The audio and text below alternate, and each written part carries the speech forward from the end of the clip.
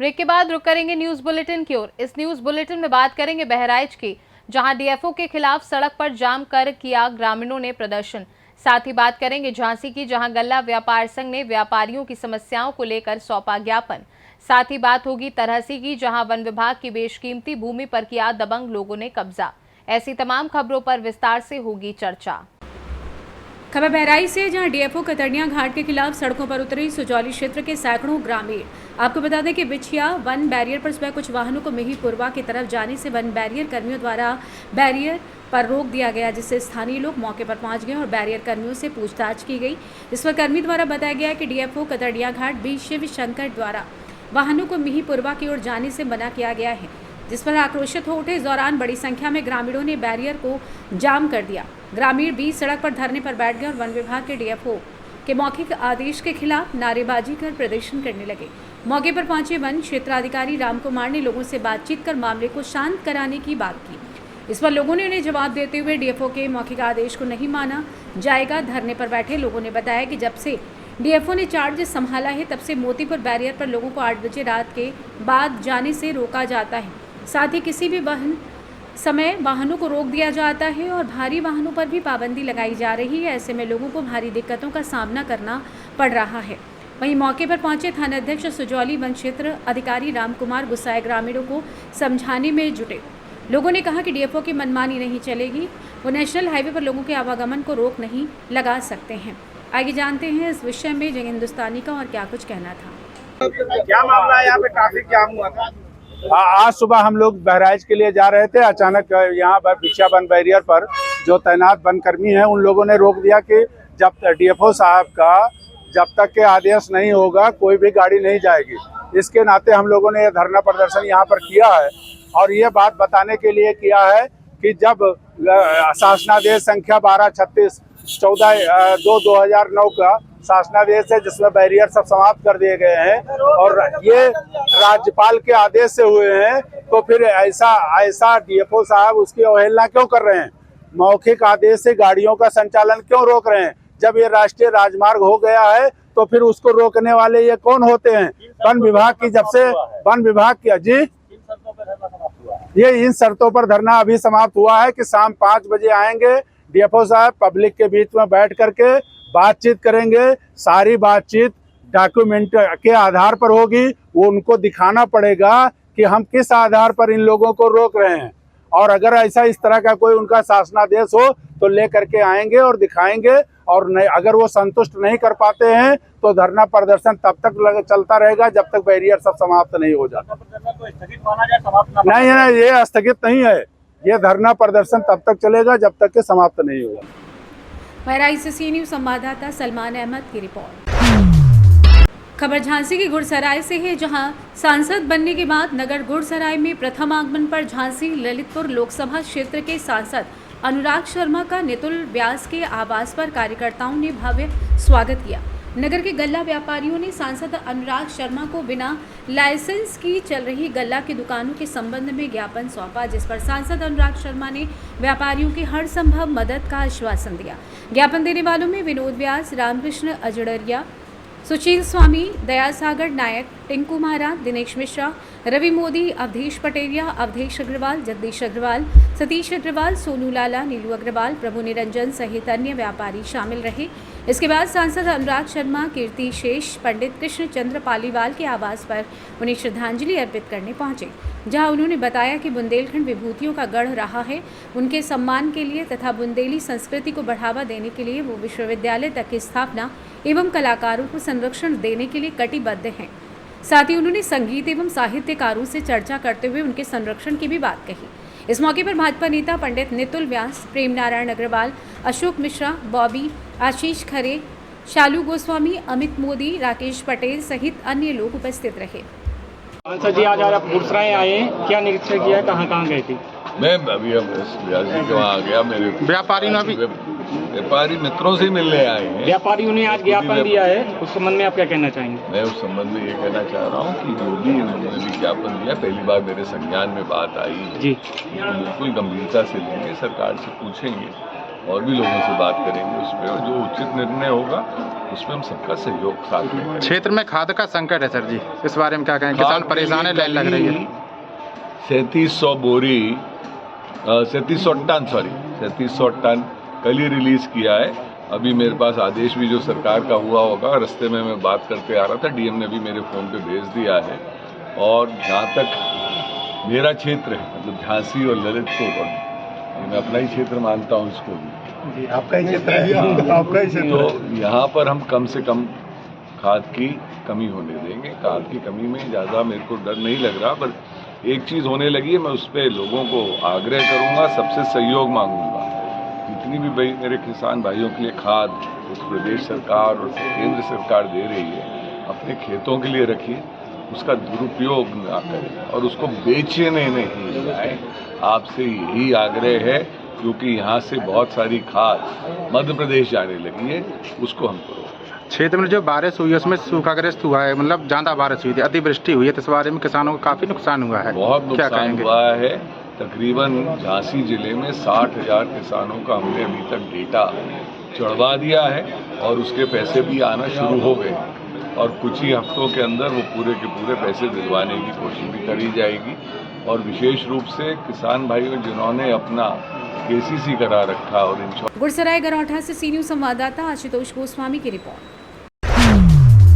खबर तरहसी से है। 8 अक्टूबर 2024 तरहसी अंचल कार्यालय में सोमवार को बालेश्वर राम ने तीसरे अंचलाधिकारी के रूप में पदभार ग्रहण किया। इस अवसर पर प्रखंड विकास पदाधिकारी वरुण कुमार ने उन्हें योगदान दिलाया और शुभकामनाएं दी। बालेश्वर राम की नियुक्ति से अंचल के प्रशासनिक ढांचे में नई ऊर्जा और समर्पण की उम्मीद जताई जा रही है।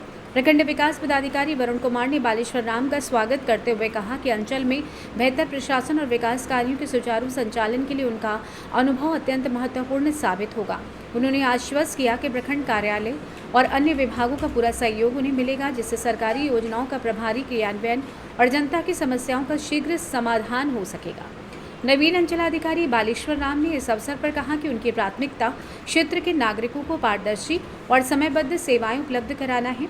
उन्होंने जनता की समस्याओं को गंभीरता से लेते हुए उनका त्वरित निपटारा करने की प्रतिबद्धता जताई। साथ ही उन्होंने कहा कि सभी सरकारी योजनाओं को जमीनी स्तर पर उतारने और विकास कार्यों को गति देने के लिए वे निरंतर प्रयास करेंगे। अंचल कार्यालय में आयोजित इस कार्यक्रम में प्रखंड के विभिन्न विभागों के अधिकारी, कर्मचारियों और स्थानीय जनप्रतिनिधियों ने भी भाग लिया। सभी ने बालेश्वर राम को नए पदभार के लिए बधाई दी और उनके सफल कार्यकाल की कामना की। तरहसी अंचल में बालेश्वर राम की नियुक्ति से स्थानीय लोगों में भी आशा जगी है कि विकास कार्यों को नई दिशा मिलेगी और प्रशासनिक सुधारों को बल मिलेगा। सर, आज आप यहाँ से तरहसी प्रखंड से सर विदा हो रहा है, तरहसी प्रखंड वासियों से कैसा लगा हुआ जब आए यहाँ? मैं 30 जनवरी को 2024 को ज्वाइन किया था। उसके बाद लगाव इतना हो गया था कि मुझे अपना दूसरा घर लगने लगा था। आज इस विदाई की गाड़ी में बहुत भाव भी हूँ, लेकिन स्थानांतरण की प्रक्रिया है तो अब नई जगह जाना होगा, नहीं चाहते हुए भी। कैसा यहाँ सर लोगों का और आपका कार्य करने का सिलसिला कैसा लोगों को पसंद है? मैंने यहाँ तरह से बहुत कुछ सीखा और ये अनुभव मुझे आगे में बहुत ही लाभ मिलेगा। इससे मुझे यहाँ के लोग बहुत ही सरल थे और बहुत सहयोग किया इन्होंने। तरहसी से सी न्यूज़ संवाददाता सत्येंद्र कुमार विश्वकर्मा की रिपोर्ट।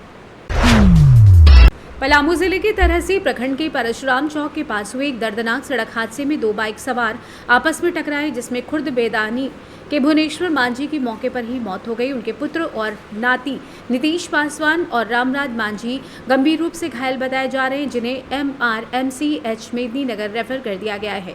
ये दुर्घटना आज सुबह 10:30 पर हुई, जब एक बाइक सवार नूर आलम तस्किम कुरैसी दोनों व्यक्ति घोरीघाट बिहार के रहने वाले थे, पदमा से मेदिनीनगर की ओर जा रहे थे। वहीं भांजी से मिलने और दूसरी बाइक खुर्द बेदानी से तरहसी की ओर जा रही थी। इसी बीच दोनों बाइक सवार अचानक अनियंत्रित होकर टकराए।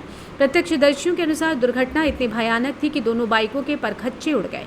मृतक की पहचान स्थानीय निवासी भुवनेश्वर मांझी के रूप में की गई है, जबकि घायल व्यक्ति को तुरंत पास के ग्रीन लाइफ हॉस्पिटल अस्पताल में भर्ती कराया गया है, जहां उसकी हालत गंभीर देखते हुए MRCH मेदिनीनगर रेफर कर दिया गया है। दुर्घटना के बाद सूचना मिलते ही मौके पर तरहसी थाना प्रभारी नीरज कुमार और sub inspector Balkrishna, sub inspector Maninder Sharma घटनास्थल पर पहुंचे। शव को पोस्टमार्टम के लिए MRCMH मेदिनीनगर भेज दिया गया और घायल का उपचार जारी है। पुलिस इस मामले में जांच कर रही है। तरहसी से सी न्यूज़ संवाददाता सत्येंद्र कुमार विश्वकर्मा की रिपोर्ट। खबर टीकमगढ़ जिले से है, जहां दिगौड़ा वन मंडल अंतर्गत ग्राम पनियारा खेरा क्षेत्र के खजवा बगाज माता मंदिर के पास की वन विभाग की बेशकीमती भूमि पर गांव के कुछ दबंग लोगों द्वारा जबरन विगत कुछ वर्षों से अवैध तरीके से खेती की जा रही है। इसी संबंध में गांव के ब्राह्मण परिवार के दयाराम द्विवेदी ने बताया कि पूर्व में इस जमीन पर हमारे परिवार का कब्जा और हम लोग थोड़ी सी खेती बाड़ी कर अपना भरण पोषण करते थे, लेकिन गांव के कुछ दबंग लोगों ने जबरन हम लोगों से जमीन छीन ली और खेती करने लगे। मना करने पर जान से मारने की धमकी देते हैं, जिसकी शिकायत संबंधित अधिकारी से, लेकिन आज दिनांक तक कोई भी कार्रवाई नहीं हुई। आइए जानते हैं इस विषय में दयाराम द्विवेदी एवं प्रदीप कुमार द्विवेदी का क्या कुछ कहना था। क्या नाम है आपका? दयाराम द्विवेदी। कौन गांव के हो? बरमाडाल। क्या है इस जमीन का पूरा मामला? इसका मामला ये है कि मेरे पिताजी ने पनियारा खेरा वन विभाग से नीलामी में ली थी। कितनी एकड़? ये होगी करीब 5-6 एकड़ के लगभग। जी हाँ, बताएं। और उस पर फिर 1 साल हमारे पिताजी ने यहाँ के यादव के लिए भटिया के लिए दिया, तो भी लोग उस पर कब्जा कर गए हैं और अपना छोड़ रहे हैं और यहाँ आते हैं हम लोग तो मानने के लिए तैयार रहते हैं। तो आप लोगों ने इसके संबंध में संबंधित विभाग के अधिकारियों से बात की कभी? हाँ, बात की। साहब मुकदमा लड़ा। अच्छा। जतारा से लड़ा, टीकमगढ़ से लड़ा, सागर से लगा, ग्वालियर से लगा। फैसला आपके पक्ष में है? हाँ, मेरे पक्ष में है। और फिर इसके बाद जबरन जो लोग कब्जा किए हुए हैं, कौन है जी? यादव। क्या नाम है इनका? दयाल यादव। कितने साल से कब्जा किए? करीब उनको हो गए होंगे 8-10 साल के लगभग। अब आप क्या चाहते हैं? आप क्या चाहते हैं? हमारी जमीन वापस की जाए, या शासकीय भूमि है तो शासकीय शासन की जाए। कितने साल से कब्जा करें ये लोग? ये लोगों ने 5-6 साल, 2 साल माने यही लगभग के है। जब आप लोग जमीन पे आते थे तो लोग मारने की धमकी देते हैं? हाँ।